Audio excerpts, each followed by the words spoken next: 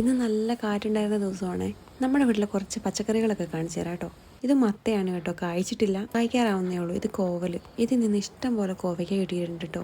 മെഴുക്കുവരട്ടി ഉണ്ടാക്കിയിട്ടുണ്ട്. ഇത് നമ്മുടെ വീട്ടിലെ വയലറ്റ് കാന്താരിയാണേ. ഒന്നുമില്ലെങ്കിലും കഞ്ഞിക്ക് മുളക് പൊട്ടിച്ചാലും കഴിക്കാം. ഇതിന് ഉണ്ടമുളക് മാലിമുളക് എന്നൊക്കെ പറയും. പിഞ്ചായിരിക്കുമ്പോൾ ഇതിനെ പിടിച്ച് തോരൻ വെക്കും, നല്ല രുചിയാന്നൊക്കെ പറയുന്നത് കേൾക്കാം. നമ്മൾ ഇതുവരെ ഉണ്ടാക്കി നോക്കിയിട്ടില്ല കേട്ടോ. ഇത് കാന്താരിയുടെ ഏതോ വകയിലെ ആരോ ആണെന്ന് തോന്നുന്നു. ഇത് കാണുമ്പോൾ കാന്താരി പോലെ ഉണ്ടെങ്കിലും കുറച്ച് വ്യത്യാസമുണ്ടേ. ഇത് പിന്നെ നമ്മുടെ പച്ചമുളക്, വേറൊരു തരം മുളകാണ് കേട്ടോ. തലപ്പ് നുള്ളി വിടുന്നത് അമ്മയാണേ, തഴച്ചു വളരാൻ വേണ്ടിയിട്ടാ. ആരോടും ചോദിക്കാതെ വളർന്നു വരുന്നൊരു പാവലായത്.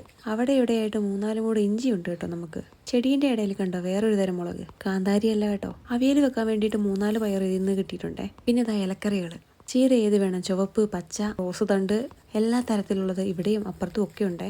ഇതാണ് നമ്മുടെ മെയിൻ ആള് കേട്ടോ, കന്നിക്കുമ്പളങ്ങയാണേ. എത്ര ദിവസത്തേക്ക് ഇങ്ങനെ കിടക്കുമെന്ന് അറിയത്തില്ല, കുരങ്ങന്മാരുടെ കണ്ണിപ്പെട്ടാൽ തീർന്നു. ഇതൊന്ന് മൂത്ത് വിളവെടുത്തിട്ട് വേണം നമുക്ക് കുമ്പളങ്ങ മോരൊഴിച്ച് കൂട്ടാൻ ഉണ്ടാക്കാൻ.